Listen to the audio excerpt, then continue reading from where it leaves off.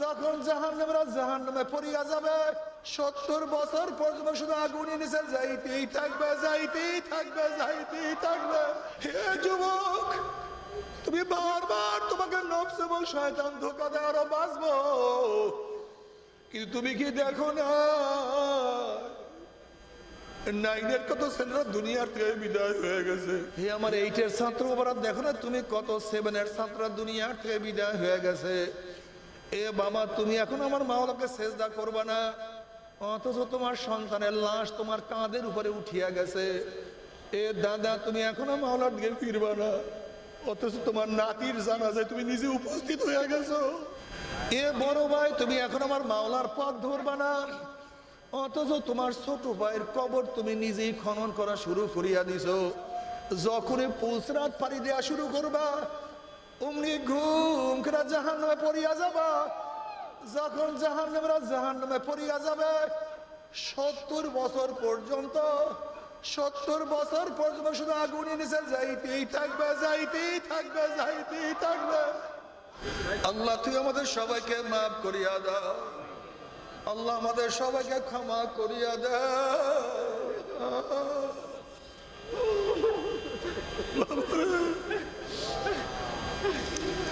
নবী মুসা আলাইহিস সালাতু ওয়াস সালাম একদিন এক জায়গা থেকে রওনা করছে, দেখে একটা পাথর কান্দে।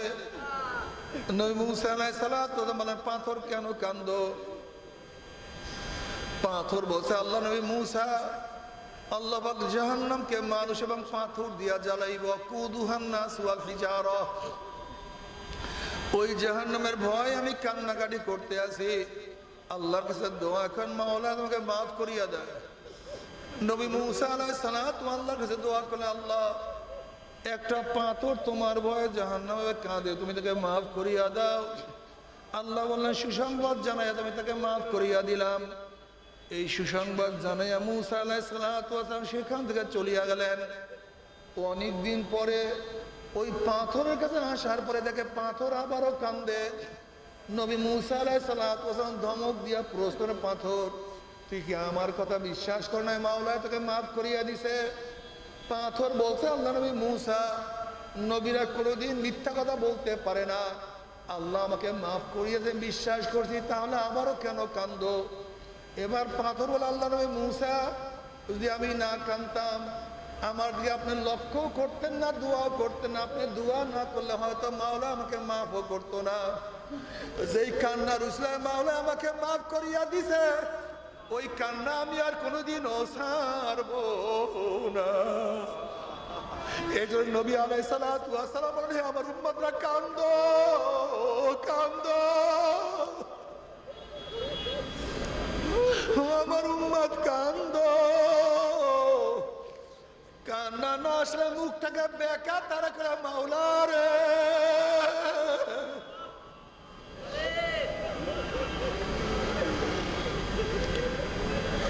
ও আমার মাওলা রে। আল্লাহ,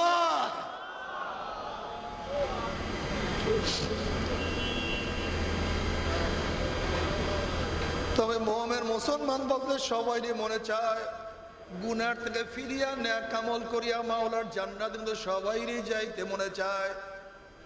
গুনাহ নিয়া মাওলার জাহান্নামে কাউরি কিন্তু যাইতে মনে চায় না। কিন্তু কেনই বা আমরা নেক আমল করতে পারি না, কেনই বা গুনার কাম ছাড়তে পারি না? এর মূল কারণ হলো আপনার এবং আমার পেছনে নফস এবং শয়তান লাগিয়া রইছে। আমি সংক্ষিপ্ত আলোচনা করব, খুব খেয়ালের সাথে কথা শোনা চাই। চরমোনাই কি কাজ করে, এদের মিশনটা কি, এরা কি চায়, এদের বক্তব্য কি, আমরা অনেকেই জানি, অনেকে জানি না। যেই সমস্ত বন্ধুরা জানেন না, তারা চরমোনাই ওয়ালাদেরকে গালি দেয়, মন্দ বলে, খারাপ বলে, তার চেয়ে যাওয়ার কিছু নেই, বরং এইটাই বাস্তবতা। আল্লামা জাকারিয়া সাহেব রহমতুল্লাহ আলাইহি ফাজাইল আমুল কিতাব শুরুই করেছেন, ওমান আহসানু কাওলাম মিম্মান দাআ ইলাল্লাহি ওয়া আমিলা সালিহান ওয়া ক্বালা ইন্নানি মিনাল মুসলিমিন। এই আয়াতের মাধ্যমে প্রথম তিনি চ্যাপ্টার নিয়ে আসেন দাওয়াত। কিসের চ্যাপ্টার ভাই? তার ফাজাইল আমর কিতাবে শুরুতে দাওয়াতের চ্যাপ্টার নিয়ে আসছেন। তিনি সেখানে বলেন, যদি দেখো তোমার দাওয়াতের মাধ্যমে সবাই খুশি, ইসলামের দুশমনরাও খুশি, ইসলামের বিপক্ষের লোকগুলো খুশি, তোমার উপরে সবাই খুশি, নিশ্চিত মনে রাখবা তুমি দ্বীনের কোন অংশ ছেড়ে দিয়েছো, তুমি পরিপূর্ণ দ্বীন পালন করো না, পরিপূর্ণ দ্বীনের দাওয়াত দেও না। আমার কথা না, কিন্তু আমি আগে রেফারেন্স দিয়েছি ভাই, হাওলা দিয়েছি, এটা ফাজাইল আমলের কিতাবের কথা বলতেছি। যদি দেখো ইসলামের দুশমনরা তোমাকে খুব কুলু কুলু কুলু কুলু করে, আদর করে, সোহাগ করে, ভালোবাসে, নিশ্চিত মনে রাখিও তুমি দ্বীনের কোন অংশ ছেড়ে দিয়েছো, তুমি পরিপূর্ণ দ্বীন আদায় করো না। তুমি পরিপূর্ণ দ্বীন আদায় করবার, ইসলামের দুশমনরা তোমাকে মহব্বত করবে, এটা হতে পারে না, এটা হয় না। জনাব মুহাম্মদ রাসূলুল্লাহ সাল্লাল্লাহু আলাইহি ওয়াসাল্লাম দ্বীনের দাওয়াত দেওয়ার আগ পর্যন্ত গোটা আরবরা তাকে মাথায় নিয়ে নাচত, অনেক মহব্বত করত। বড় বড় সমস্যার সমাধানের জন্য নবী আলাইহিসসালাতু ওয়াস সালামকে সালিস হিসেবে ডাকা হইতো। বিশ্বাস হয় না? আপনারা জানেন কুরাইশরা একবার কাবা শরীফ সংস্কার করছিল, কুরাইশরা কাবা শরীফ সংস্কার করছিল, নতুন ভাবে কাবা শরীফ নির্মাণ করেছিল। হযরত আসওয়াদ কাবার গায়ের মধ্যে লাগানো, সেখান থেকে সরাইছিল। নির্মাণের পরে হযরত আসওয়াদকে কাবার গায়ের মধ্যে সেটিং করার জন্য যখনই শুরু করছে তখনই ইখতিলাফ শুরু হয়ে গেছে। কাবা শরীফের গায়ের মধ্যে, ওয়ালের মধ্যে হযরত আসওয়াদ কোন গোত্রের লোক সেট করবে, স্থাপন করবে, ইখতিলাফ শুরু হয়ে গেছে। সমাধান কেউ করতে পারছে না। বুঝাতে পারি নাই? প্রত্যেক গোত্রের লোক বলে আমরা সেট করব, আমরা স্থাপন করব। কেন কাবা শরীফের ওয়ালের মধ্যে যারা হযরত আসওয়াদ সেট করবে তারা কি হবে? সম্মানিত হবে, প্রশংসিত হবে। বাস, বিশাল ইখতিলাফ, বিশাল মতনৈক্য।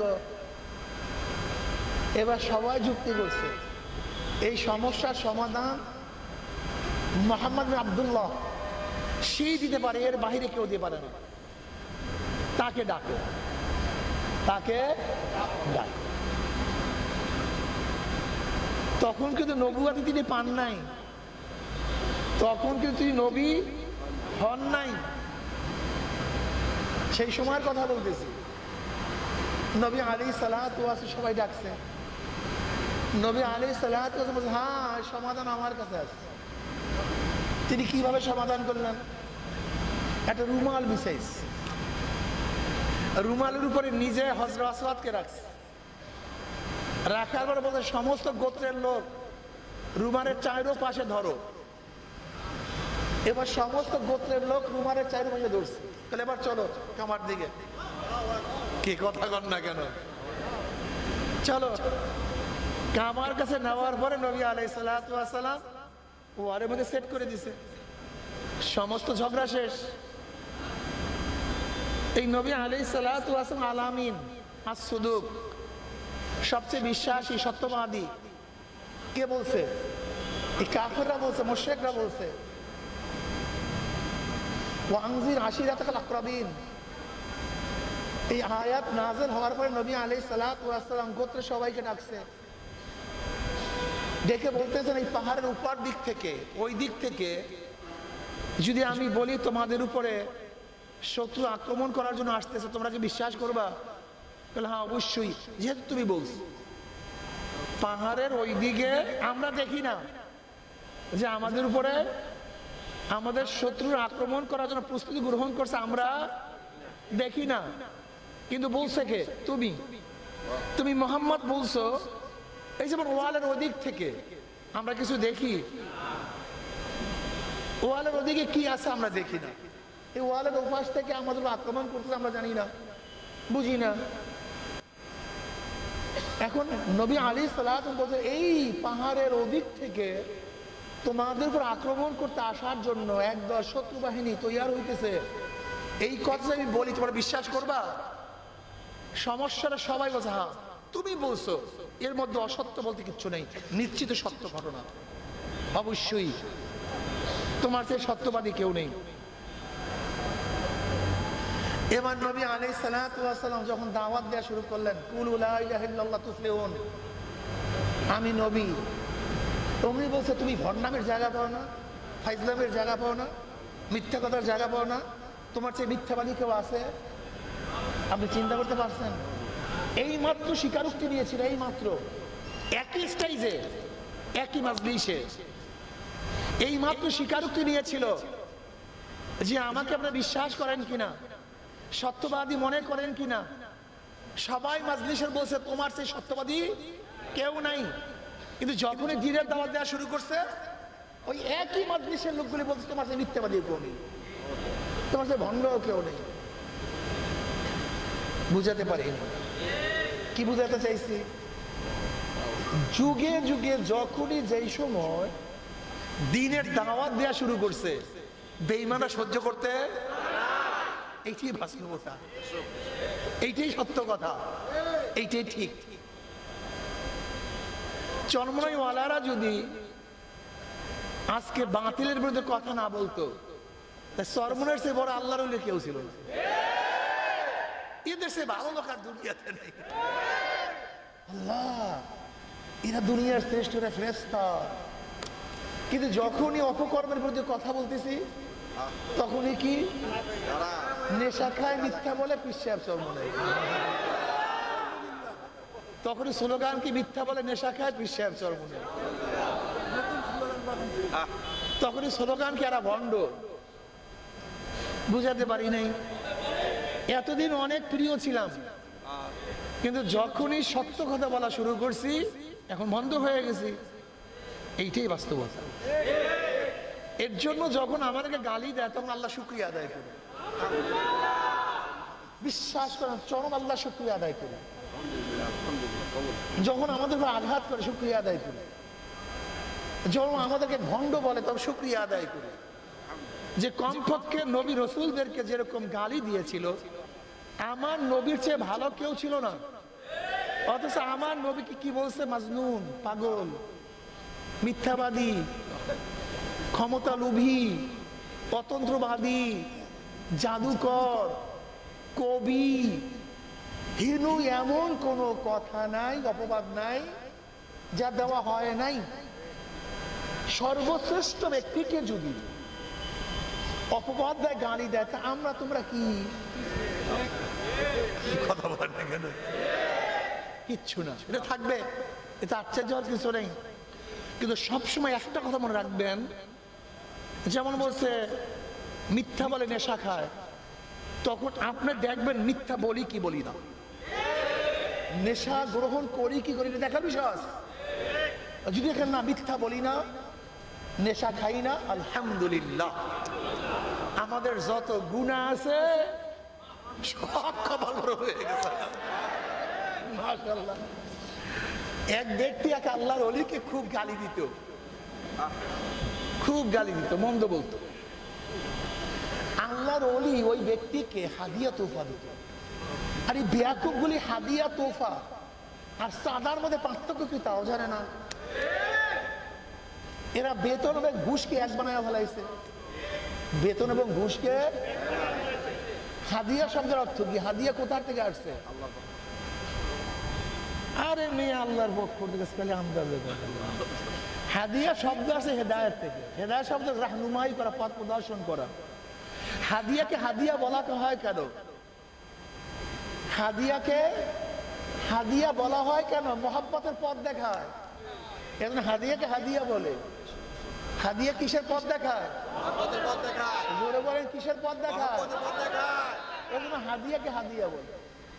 অর্থাৎ যে যাকে মহব্বত করে সে তাকে কিছু দেয়, অর্থাৎ হাদিয়া মহব্বতের পথ দেখায় বলিয়া হাদিয়াকে হাদিয়া বলে। আর অবৈধ চাঁদার মাধ্যমে মহব্বত হয় না, শত্রুতার সৃষ্টি হয়। এই দুইটাকে এক মিলিয়ে ফেলাইছি বেয়াকুব, জানি না জানেল হাদিয়া কি জিনিস আর জোর করে চাঁদাবাজি কোন জিনিস জানি না। বেতন আর ঘুষকে এক বানায় ফেলাইছে। আল্লাহ আমাদের সবাইকে মাফ করিয়া ফেলে। আল্লাহর ওলি ওই ব্যক্তিকে তোফা দিতেন, উপঢৌক দিন উপহার দিতেন। কোন ব্যক্তিকে? ভুলে গেছেন বয়ানের মনে। কোন ব্যক্তিকে? যে গালি মন্দ দিত। এখন যেই ব্যক্তি গালি মন্দ দেয় তার স্ত্রী বলতেছে, আপনি কি লজ্জা নাই, শরম নাই, আপনাকে ঘিয়ান নাই, আপনি তাকে এত গালি দেন অথচ এই ব্যক্তি আপনাকে এত হাদিয়া দেয়, আপনি তাকে কেন আপনাকে গালি দেন? যদি আপনি মন্দ না বলেন হাদিয়া আরো বাড়াবে, আপনার সাহায্য আরো বেশি করবে, আপনি কেন গালি দিচ্ছেন তাকে? ওই ব্যক্তি যদি আসলে তো কথা ঠিক, যদি আমি গালি না দিই হাদিয়া তো বা বেড়ে যাবে, আর আমি কেনই বা গালি দিতে যাব? সে ব্যক্তি হাদিয়া দেয়। ওই ব্যক্তি গালি বন্ধ করে দিচ্ছে, গালি বন্ধ করে দিচ্ছে, হুজুরও হাদিয়া বন্ধ করে দিচ্ছে। এখন ব্যক্তি আশ্চর্য হয়ে গেছে যে কাজ তো উল্টা হয়ে গেছে। ভাবছিলাম গালি না দিলে হাদিয়া বাড়বে, অথচ দেখা যায় গালি দেওয়ার পরে হাদিয়া দিচ্ছেন, আর গালি বন্ধ পরে হাদিয়া বন্ধ। ওই ব্যক্তি একদিন গেছে হুজুরের কাছে, হুজুর এতদিন গালি দিছে বন্ধ করছে, হাদিয়া দিছে, কিন্তু এখন গালি বন্ধ করছে, হাদিয়া বন্ধ করলেন কেন? এবার হুজুরের জবাবটা কিয়ামত পর্যন্ত মনে রাখবেন, এটা নসিহত। এবার হুজুর বলতেছে, এতদিন তুমি আমার উপকার করছো, আমিও তোমার উপকার করছি, এখন তুমি আমার উপকার বন্ধ করছো, আমিও তোমার উপকার বন্ধ করে দিছি। তা আবার কি?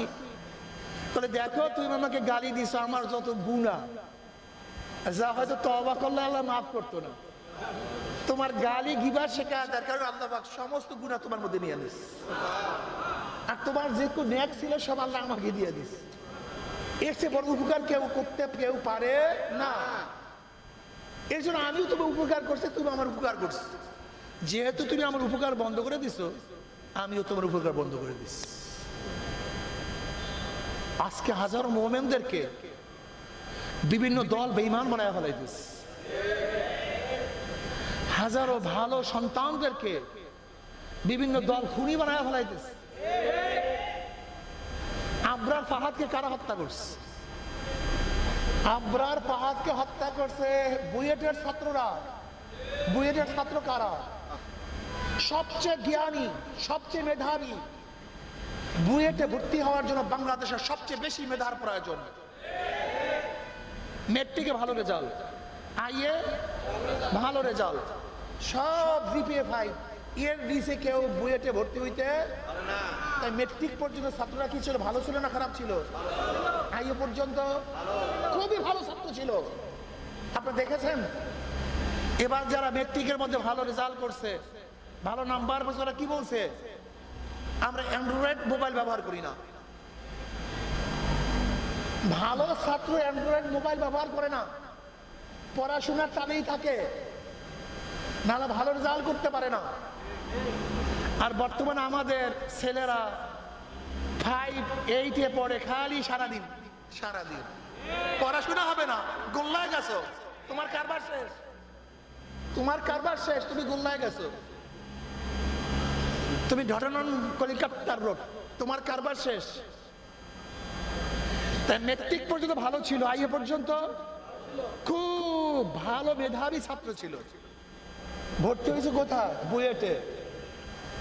এত ভালো ছাত্রটা কয়েকদিন পর কি হয়ে গেছে? খুনি হয়ে গেছে। ছিল ভালো, হয়ে গেছে কি? কাদের কারণে? এই দলের কারণে, এই সংগঠনের কারণে। আমি এর জন্য বলছি, কিছু দল আছে, ওই দলগুলির মধ্যে কোনো ফেরেশতা যদি ঢুকে, একদিক থেকে ঢুকবে ফেরেশতা, বের হবে আযাজিল। ঢুকবে ভালো, হবে খুনি, বের হবে, ঢুকবে মেধাবী, হবে জালেম। আজকে দেখছেন হাজারো ছাত্র সংগঠন, এক ছাত্র সংগঠন একই ছাত্র সংগঠনের ছেলেদের হত্যা করছে। এই 2 দিন আগেও দেখেন, আজকে দেখেন, এক ছাত্র সংগঠনের ছেলে তার আর এক যুব সংগঠনের ভাইকে আঘাত করে, ছুরি আঘাত করে আজকে বিদায় দিয়ে দিচ্ছে। প্রতিদিনের ঘটনা।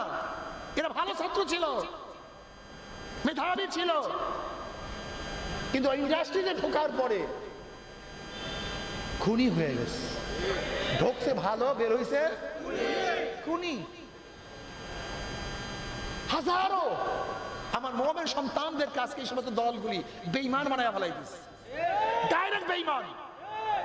আজকে ইসলামের বিরুদ্ধে স্লোগান দেয়, ইসলাম লাগবে না, ইসলাম চাই না, ইসলামকে পছন্দ করি না, ইসলামের হুকুমাত মানি না।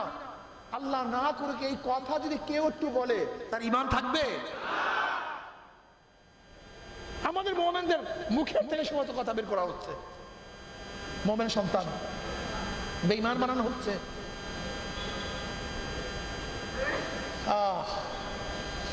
আল্লাহ আমাদের সবাইকে মাফ করে দেন। আজকে হাজারো সন্তান ধর্ষক হচ্ছে, হাজারো সন্তান গাঁজাখোর, হাজারো সন্তান মদ পান করে। এই বাংলাদেশের হাজারো সন্তান আজকে খুনি। এই আপনাদের এই ওভার ব্রিজের মধ্যে এই বাংলাদেশের কত সন্তানরা ছিনতাই করে, মানুষ হত্যা করে। এদেরকে আমরা ভালো বানাতে পারি নাই, সৎ বানাতে পারি নাই, কর্মস্থান তৈরি করতে পারি নাই, আদর্শ শিক্ষা দিতে পারি নাই।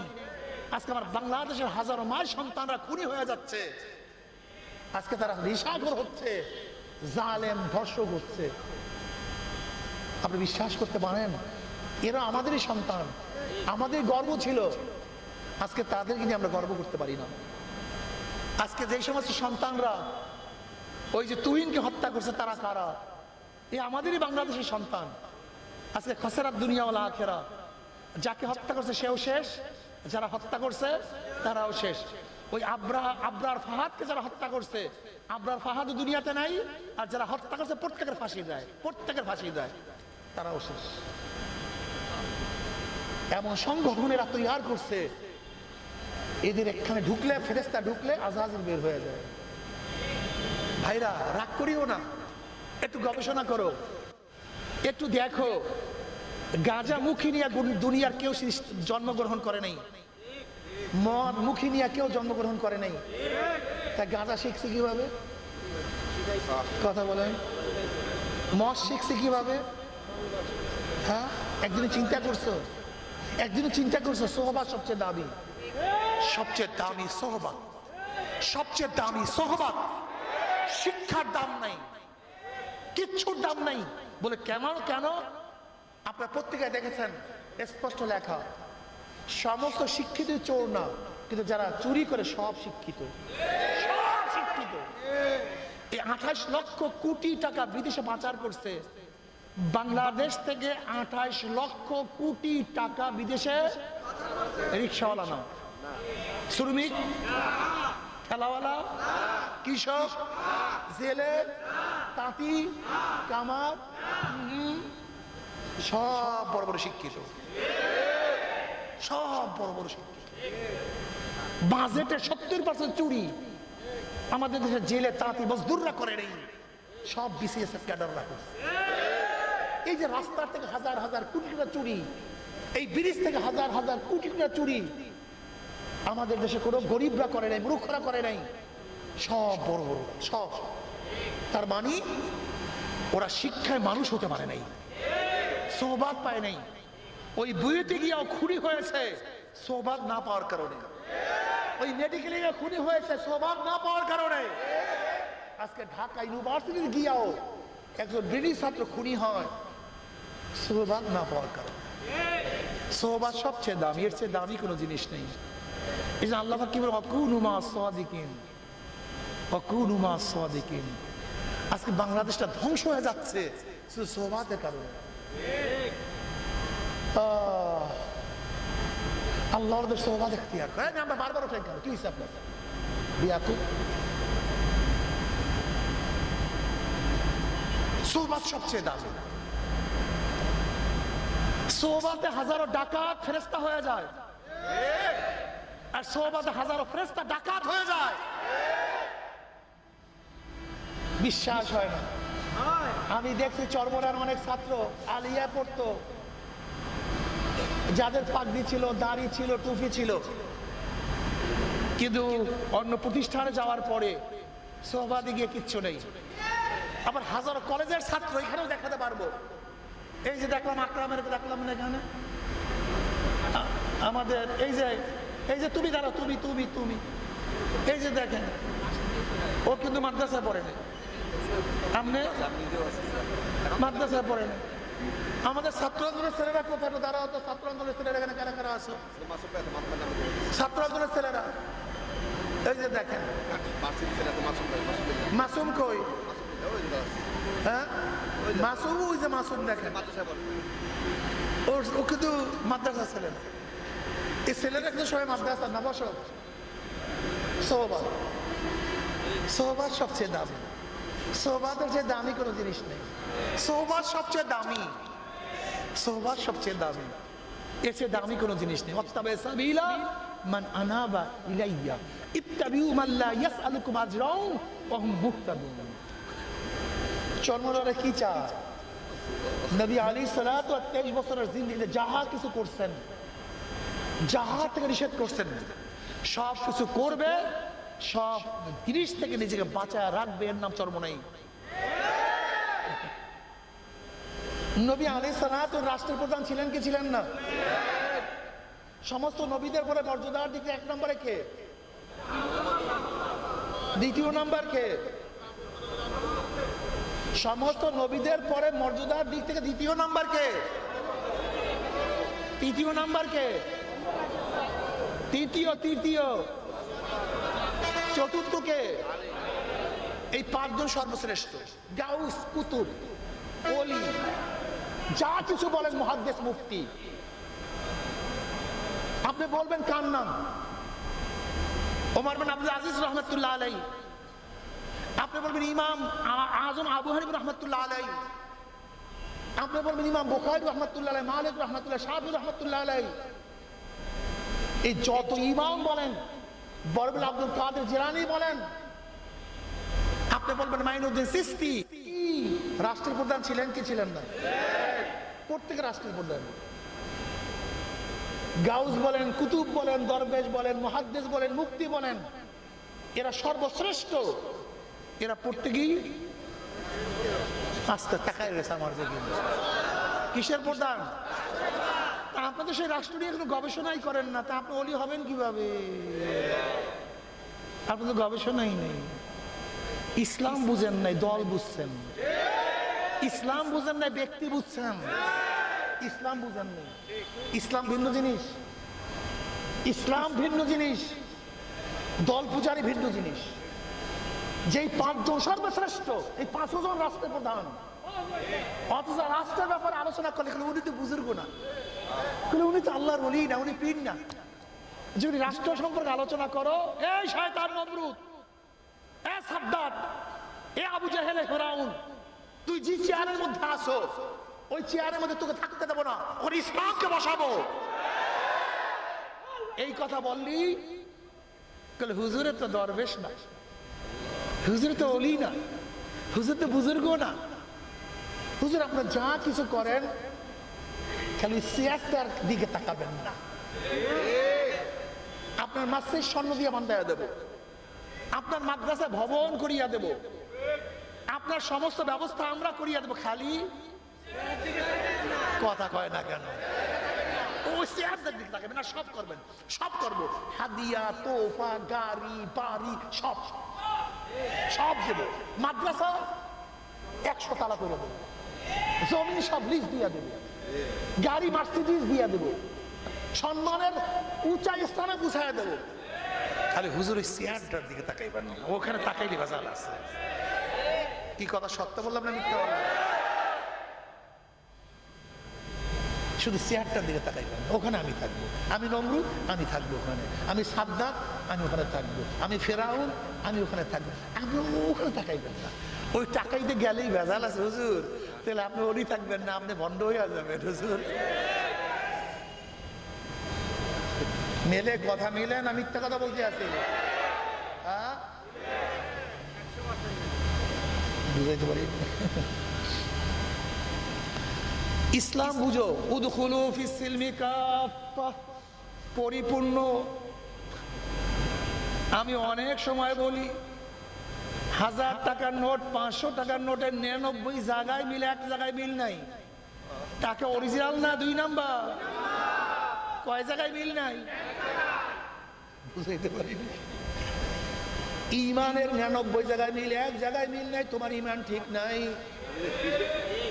এ মুসলমান বাবারা, মুমিন বাবারা, আমার কথা ভালো মতো বোঝার চেষ্টা করো, ভালো মতো বোঝার চেষ্টা করো। সন্তান যদি বাবার কথা না মানে সন্তান বেয়াদব। যদি বলে বাবাই না, খুব কঠিন মাসালা। কিন্তু যদি সন্তান বাবার কথা না মানে সন্তান কি হয়? যদি অস্বীকার করে, একসাথে কয় না, ঘটনা নাকি? কথা না মানলে কি হয়? অস্বীকার করলে, নামাজ না পড়লে ফাসেক, রোজা না রাখলে ফাসেক, মদ পান করলে কি হয়? ফাসেক হয়। জিনা করলে কি হয়? জোরে বলেন। অর্থাৎ গুনার কাজ করলে ফাসেক হয়, নামাজ না পড়লে ফাসেক, রোজা না রাখলে ফাসেক, মদ পান করলে ফাসেক, জিনা করলে ফাসেক। যদি বলে নামাজ লাগে না, রোজা লাগে না, পর্দা না করলে কি হয়? যদি বলে পর্দা লাগে না, বুঝাইতে পারি। ইসলামী হুকুমত কায়েম না করো, তুমি ফাসেক। যদি বলো ইসলামী হুকুমত চাই না, একদিন চিন্তা করছো? একদিন চিন্তা করছো? হ্যাঁ, একদিন ভাবছো কি করতেছো? একদিন ভাবছো? ভাবই তো নাই, সব সেই ভাবই তো নেই। এর জন্য আমি বারবার একটা কথা বলি, খবরদার অস্বীকার করিও না, নফস এবং শয়তান আমাদের মধ্যে আছে কি নাই। নামাজ কাজা করতেই পারি, নফস শয়তানের ধোকায়। রোজা নাই রাখতে পারি, নফস এবং শয়তানের ধোকায়। দাড়ি কাটতেই পারি, বেপর্দা হইতেই পারে, জেনা করতেই পারি, নফস এবং শয়তানের ধোকায়। কিন্তু খবরদার, শরিয়াত যেটাকে জায়েজ বলছে এটা না জায়েজ বলবা না, আর শরিয়াত যেটাকে হারাম বলছে সেটা কোনো সময় জায়েজ বলবা না। ইসলামের মধ্যে যাহা কিছু আছে যথাস্থানে রাখো, যথাস্থানে। ফরজকে ফরজ বলো, আমি মানতে পারি সেটা আমার দোষ। ওয়াজিবকে ওয়াজিবের স্থানে রাখো, আমি মানতে পারি না, আমার দোষ। সুন্নাতকে সুন্নাতের স্থানে রাখো, আমি মানতে পারি না, আমার দোষ। মুস্তাহাবকে মুস্তাহাবের স্থানে রাখো, হারামকে হারামের জায়গায় রাখো। তুমি মদ পান করো নফস এবং শয়তানের ধোকায়, কিন্তু খবরদার মদ পান করাকে হালাল মনে করিও না। তুমি বেপরদা চলো, চলতেই পারে, ইনশাআল্লাহ আল্লাহ একদিন না একদিন হিদায়াত দিতে পারে। এটা আল্লাহ পাকের ইচ্ছা। মুহূর্তের মধ্যে আল্লাহ পাক হিদায়াতের মালা পরাইতে পারে, অস্বীকার করিও না। এই মাজলিসের মধ্যে হাজারো লোক আছে একদিন নামাজ পড়তো না, এখন আর নামাজ কাজা করে না, এরকম নাই এখানে?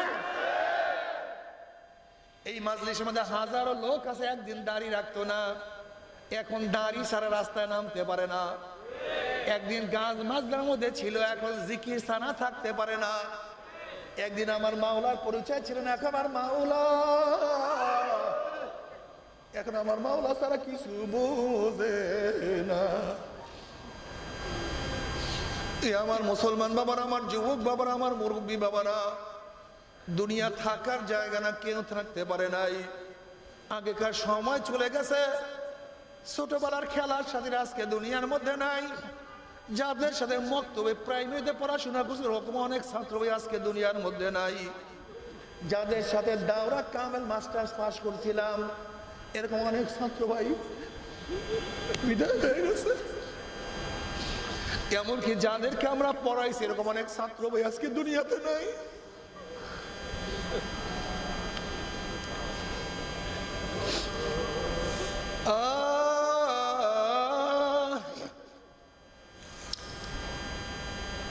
দুনিয়া থাকার জায়গা না, কেউ থাকতে পারে নাই।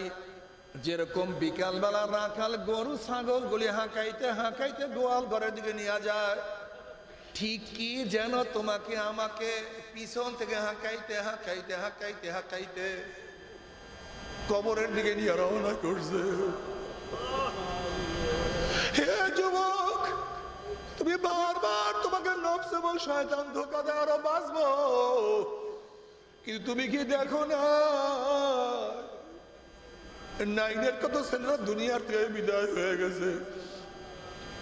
হে আমার 8-এর ছাত্র বাবারা, দেখো না তুমি কত 7-এর ছাত্র দুনিয়ার থেকে বিদায় হয়ে গেছে। এ বাবা, তুমি এখন আমার মাওলাকে সেজদা করবা না, অথচ তোমার সন্তানের লাশ তোমার কাঁধের উপরে উঠিয়া গেছে। এ দাদা, তুমি এখনো মাওলার দিকে ফিরবা না, অথচ তোমার নাতির জানাজায় তুমি নিজে উপস্থিত হয়ে গেছো। এ বড় ভাই, তুমি এখন আমার মাওলার পথ ধরবা না, অথচ তোমার ছোট ভাইয়ের কবর তুমি নিজেই খনন করা শুরু করিয়া দিছো। এ বন্ধু, এই মতো তোমার বন্ধুকে চিরতরে বিদায় দিয়া চলে আসছো, এরপরে কি তুমি মাওলার পথ ধরবা না? এরপর কি আমার মাওলার কথা শুনবা না? दुनिया का दोस्ती में से कागज फूल है, ज़ाहिरी में खुशनमा है, हकीकत में कुछ नहीं की सुना। ओ ज्ञानी बाबारा, ओ पर्दले ज्ञानी माँ, ओ बोनेरा, দুনিয়ার প্রত্যেকটা কাজ বারবার করা যায়, দুনিয়ার পরীক্ষায় একবার ফেল করলে বারবার পরীক্ষা দিয়ে পাশ করার আশা করা যায়, দুনিয়ার ব্যবসায় একবার লস খেলে বারবার ব্যবসা করিয়া লাভ করার আশা করা যায়। আজকে দুনিয়ার মামলায় ম্যাজিস্ট্রেট করে হারলে জজ করে আপিল করিয়া, জজ করে হারলে হাই কোর্টে আপিল করিয়া, হাই কোর্টে হারলে সুপ্রিম কোর্টে আপিল করিয়া জেতার আশা করা যায়।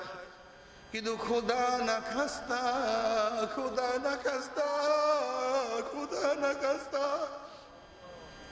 মওয়াতের মামলায়, খবরের মামলায়, কিয়ামতের মামলায়, ওই মিজান পুলসরাতের মামলাতে একবার স্লিপ কাটিয়া যায়, আর তো দ্বিতীয়বার আপিল করা যাবে না। আল্লাহ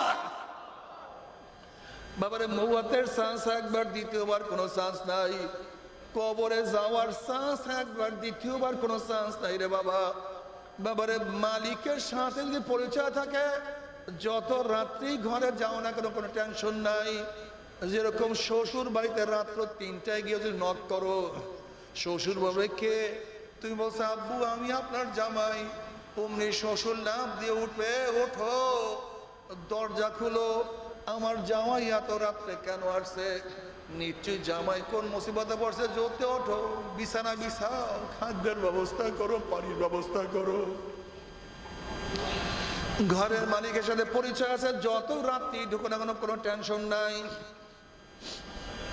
কিন্তু ঘরের মালিকের সাথে পরিচয় না থেকে রাত্র 3টায় গিয়া নক করো, কে যদি পরিচয় দিতে নাই পারো, এই চোর ডাকাত, এই ধর বান মার, অপমান কর, অপদস্থ কর, যেহেতু ঘরের মালিকের সাথে তোমার কোনো পরিচয় নাই, ঠিক কবরের মালিকের সাথে পরিচয় করিয়ে যদি কবরে যাও, আল্লাহ পাক বলবে হে ফেরেশতারা, আমার বন্ধু আসছে, আমার দোস্ত আসছে, ওয়াফুশুল ফরাশা মিনাল জান্নাহ ওয়াল বিসু মিনাল জান্নাহ, আমার বন্ধুর গায়ের মধ্যে জান্নাতের পোশাক লাগাইয়া দে, বন্ধুর গায়ের মধ্যে জান্নাতের বিছানা, বন্ধুর বিছানার মধ্যে কবরের মধ্যে জান্নাতের বিছানা বিছায়া দে, জান্নাতের নাজ নিয়ে মাত্র তারা গোটা কবরটাকে ভরিয়া দে। যেহেতু কবরের মালিকের সাথে পরিচয় আছে, কোনো টেনশন নাই।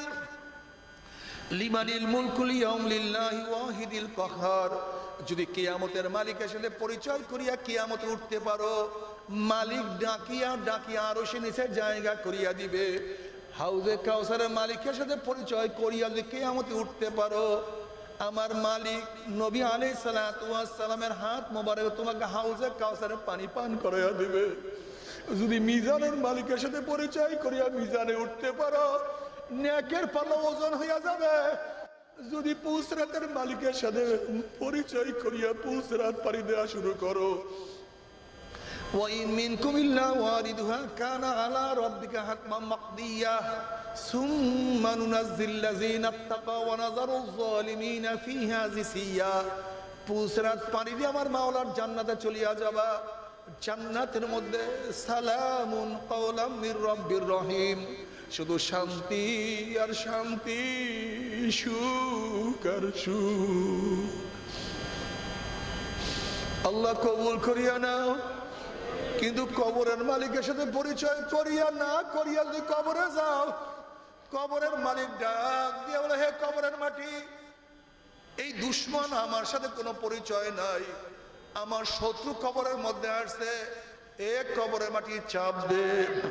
অমনি কবরের দুই পাশে মাটি এত জোরে চাপ মারবে, চাপের শুনে এক পাজরে হাঁটি আর এক পাজরে লাগাইয়া ফেলাইবে, আল্লাহ মাফ করিয়া দেয়।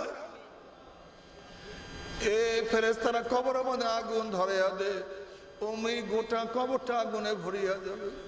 এ সাপ জড়াইয়া ধর, 99টা সাপ জড়াইয়া ধরবে। যদি কিয়ামতের মালিকের সাথে পরিচয় না করিয়া কিয়ামতে ওঠো, ধাক্কা দিয়া সূর্যের নিচে পালাইয়া দেওয়া হবে। হাউজে কাউসারের গেট বন্ধ হইয়া যাবে। أما من ثقلت موازينه فهو في عيشة راضية وأما من خفت موازينه فأمه هاوية। গুনার পাল্লা ভারী হয়ে যাবে। وَنَذَرُ الظَّالِمِينَ فِيهَا جِثِيًّا। যখন পুলসরাত পাড়ি দেয়া শুরু করবা, অমনি ঘুম করে জাহান্নামে পড়িয়া যাবা। যখন জাহান্নামে পড়িয়া যাবে, 70 বছর পর্যন্ত শুধু আগুনের নিচে যাইতেই থাকবে, যাইতেই থাকবে, যাইতেই থাকবে।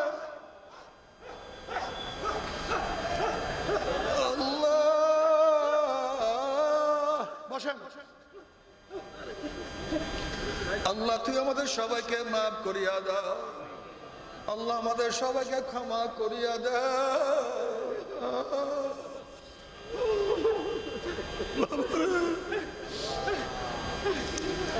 নবী মুসা আলাইহিস সালাতু ওয়াস সালাম একদিন এক জায়গা থেকে রওনা করছে, দেখে একটা পাথর কান্দে।